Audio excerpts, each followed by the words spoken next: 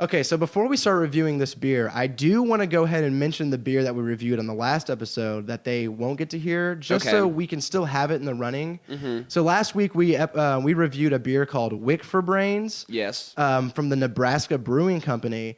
And I don't want to spend a lot of time on this, but let's go ahead and sum up what we thought of that beer so we can have something to go off of at the end of the month when we're ready to decide our favorite one. Yeah, that one was a little bit of a lighter one. I think that it was fairly filtered, right? Yeah. And I didn't really get as much of a pumpkin kick as I thought I would get. I ended up giving it a 6.5 on the sode. Summed it up perfectly, and he said it basically tasted like a light beer that was pumpkin flavored. Yeah. And I completely agree with that. It still had a lot of the spices in it, but not too much pumpkin, and most of the flavor came from the smell. That being said, I gave it a 7.5 originally. I'm going to knock that down to a 7. Okay. I spoke way too soon. Follow my lead. So I'm going to go ahead and use the Tarvin here and start busting open our new beer. So we've got in front of us the beer that we're going to be reviewing today, and that is the Imperial Pumpking, which is a dope name. Yeah, from the Southern Tier Brewing Company. I've seen Southern Tier around. I really haven't drinking many of their beers. And honestly, the fact that I've kind of see them and don't drink them made me have this weird thing in my mind where I thought maybe they weren't good. Yeah, I'm not really understanding why you had a predisposition toward this beer. It's really weird. I think it's just like, I don't know, it's something where I just would look at them and be like, nah, every time. I don't know why. But I was looking up online and a bunch of people were saying this pumpkin beer is the way to go. Okay, well, So, I'm down. We're going to go ahead and get started on it. Now, you just poured it up. How's it looking to you? So, it looks fairly filtered. If I was going to give it on a filtered scale, I'd give it like a 5. Like, I feel like I could see through some of it, but if I put my hand behind it, I can barely make out the edges of my fingers. And that might be because of all the extra spices and stuff they put in it. Yeah, you know. the head is small, not a huge head or anything. Light bubbling. Laundry's done. Yeah. So as far as aesthetically, it's like a kind of like a honey color. It looks like honey almost. Smells great. Yeah. I just got my first whiff. It doesn't. Pumpkin-y, dude. It's very pumpkin-y. It's not. It doesn't go with the spices first. It already smells like pumpkin pie. Okay. And honestly, like a little vanilla too, which I'm enjoying. Okay. Yeah, I'm always down for vanilla. Now, have you gotten a chance to take a sip yet? Actually, he's doing that right now.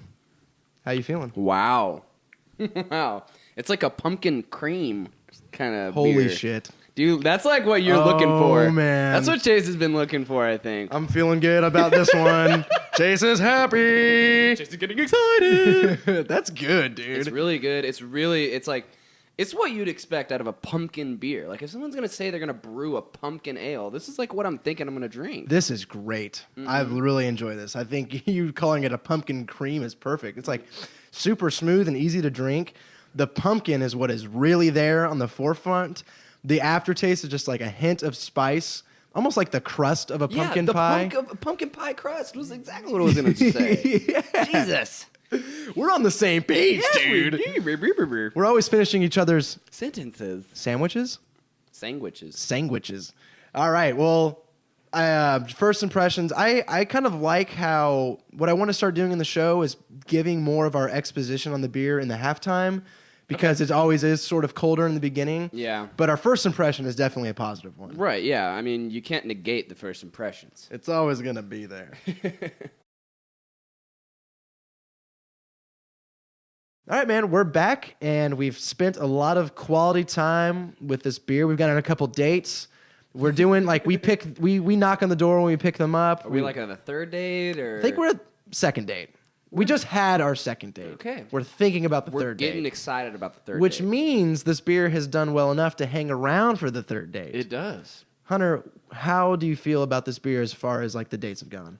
If I could put my, like, one-sentence summary on this beer right now, it's everything that I want out of a pumpkin beer. Yeah. You know, it's light. It's it has all of the flavor with, again, it seriously tastes like there's like a crust of a pumpkin pie in this. It's insane. It's awesome. And it totally complements the pumpkin spices and stuff that they threw in there, or pumpkin flavorings that they threw in there, to almost seem like it's a crust on top of it. You know, Yeah. you feel like you're drinking a pumpkin pie, and that's awesome. Like, that's exactly what I think of whenever I buy a pumpkin ale. So for that, like just that alone, that gives me a huge head start as for really liking this beer. It has a pretty good body. It's like 8. We never even said the alcohol by volume. It's 8.6. Are you serious? Yeah, dude. It's pretty high alcohol by volume, so it has good body. No wonder I'm feeling so loosey-goosey. While it does have a very pronounced spice and flavoring portfolio, it's not so much to as kind of like make you draw back, and it doesn't stick on your tongue for so long that you regret it. Yep. It's a pretty short taste profile. I like it, man. What I'll use to add to that is it smells like pumpkin pie, it tastes like pumpkin pie, and the spices that come through really do make it feel like there's a crust there, but there's that underlying vanilla, which is carrying me through the whole beer. Which I never really have even considered with a pumpkin, but it's great. It makes this creaminess that, like, it's almost as once the beer hits your tongue and you get the initial pumpkin pie, and then it's flowing through till the aftertaste to where it gives you the aftertaste of crust. A little bit of cream. The underlying basis that draws you through the whole thing is the cream. Yeah. And the vanilla, and it's so good. Vanilla paste. I'm loving this beer, dude. I am too, dude. All right, so Hunter, let's put some numbers on these beers, man. Okay. I want you to go first. I'm down to do that. All right. Hold on. Get the last little sip in there. Mm-hmm. Got to be sure. Got to be. I actually have a little something in my beer, unfortunately. That's called the magic.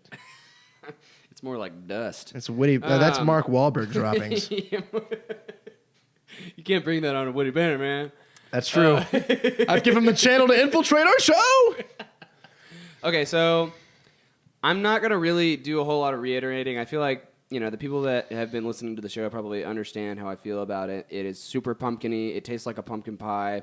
There is that sort of base, sort of like vanilla cream underneath it that just pulls it all together, honestly. Yeah. Great body, great alcohol by volume, content.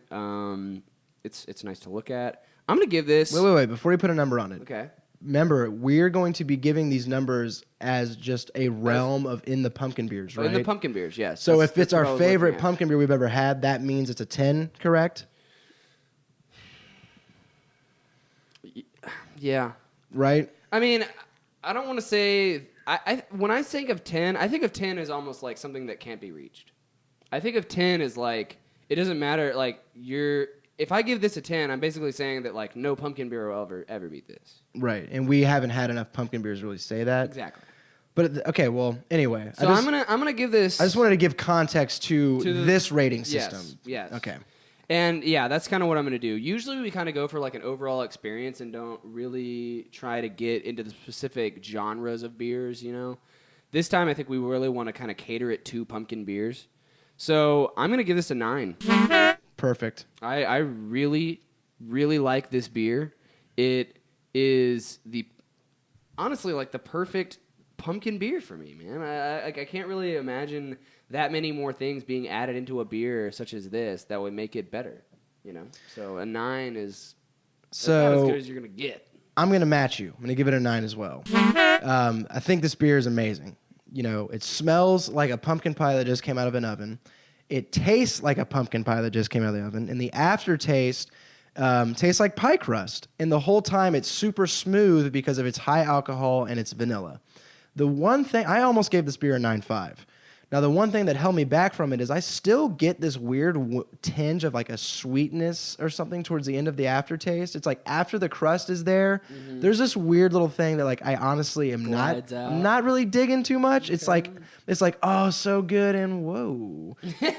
Okay. But this beer is still amazing. If you like pumpkin beers, do yourself a favor and go buy this beer now. Yeah, now you don't have to have preconceived notions about this beer anymore, man. Southern Tier, you killed it, and I am looking forward to drinking more of your stuff. Good job, guys.